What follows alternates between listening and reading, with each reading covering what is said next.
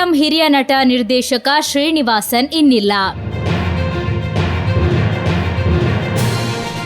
ಮಲಯಾಳಂ ಭಾಷೆ ಚಿತ್ರರಂಗದ ಹಿರಿಯ ನಟ, ನಿರ್ದೇಶಕ ಮತ್ತು ನಿರ್ಮಾಪಕ ಶ್ರೀನಿವಾಸನ್ ಇಂದು ನಿಧನರಾಗಿದ್ದಾರೆ.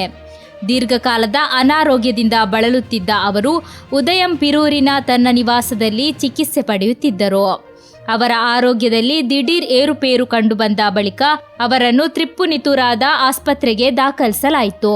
ಆದರೆ ಶನಿವಾರ ಬೆಳಗ್ಗೆ ಅವರು ಮೃತಪಟ್ಟಿದ್ದಾರೆ. ಕೇರಳದ ತಲಕ್ಕೇರಿ ಬಳಿಯ ಪಟ್ಯಂನಲ್ಲಿ 1956ರ ಏಪ್ರಿಲ್ 6ರಂದು ಜನಿಸಿದ ಶ್ರೀನಿವಾಸನ್ ಕದಿರೂರಿನಲ್ಲಿ ಶಾಲಾ ಶಿಕ್ಷಣವನ್ನು ಪೂರ್ಣಗೊಳಿಸಿದರು. ಆ ಬಳಿಕ ಮಟ್ಟನೂರಿನ PRNSS ಕಾಲೇಜಿನಿಂದ ಅರ್ಥಶಾಸ್ತ್ರ ವಿಷಯದಲ್ಲಿ ಪದವಿ ಪಡೆದರು. 1977ರಲ್ಲಿ PA ಬ್ಯಾಕರ್ ಅವರ ಮಣಿಮುಳಕ್ಕಂ ಚಿತ್ರದ ಮೂಲಕ ಶ್ರೀನಿವಾಸನ್ ನಟನೆಗೆ ಪಾದಾರ್ಪಣೆ ಮಾಡಿದರು ಮತ್ತು ಮಲಯಾಳಂ ಚಿತ್ರರಂಗದ ಅತ್ಯಂತ ಜನಪ್ರಿಯ ನಟರಲ್ಲಿ ಒಬ್ಬರಾದರು.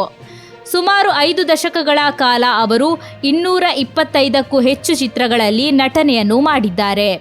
ನಟ, ನಿರ್ಮಾಪಕ, ಬರಹಗಾರ ಮತ್ತು ಚಲನಚಿತ್ರ ನಿರ್ಮಾಪಕರಾಗಿ ಶ್ರೀನಿವಾಸನ್ ಅವರ ಕೊಡುಗೆ ಆಧುನಿಕ ಮಲಯಾಳಂ ಸಿನಿಮಾವನ್ನು ರೂಪಿಸಲು ಸಹಾಯ ಮಾಡಿದೆ.